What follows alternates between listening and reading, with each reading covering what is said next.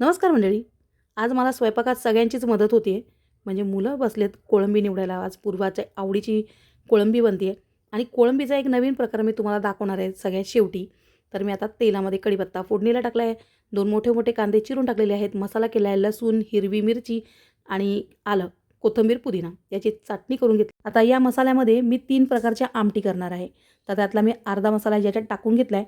मीठ, घरगुती तिखट आणि हळद टाकून मसाला परतून घेतला आहे. आता टमाटे टाकलेले आहेत 2 मोठे-मोठे चिरून. आता कोळंबीला मी मीठ आणि हळद लावली होती. ती मी त्याच्यामध्ये ओतून घेतली आणि मसाला परतून घेतला आहे. थोडीशी कोथिंबीर टाकली. कोळंबीला मग मसाला जेव्हा लावला ना, तर ती व्हिडिओच रेकॉर्ड झाली नाही. त्याबद्दल सॉरी.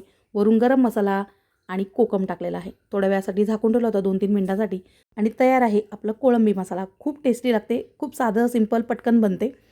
आणि आता कांदा टमॅटोमध्ये हा वाटलेला मसाला टाकून जिताड्या माशाची ही आमटी केलेली आहे. जिताड्या माशाची आमटी खूप छान लागते. या व्हिडिओचा डिटेल व्हिडिओसुद्धा टाकलेला आहे. जर तुम्हाला बघायला आवडत असेल तर नक्की बघा. तुम्ही हे दोन्ही प्रकार नेहमीच खाल्ले असतील, पण कोळंबीच्या डोक्याचं सुकं कधी खाल्लं आहे का तुम्ही? तर हे आहे कोळंबीच्या डोक्याचं सुकं. खूप छान लागतं. एक दिवशी ती पण रेसिपी मी तुमच्याबरोबर शेअर करेल. चला तर मग बाय.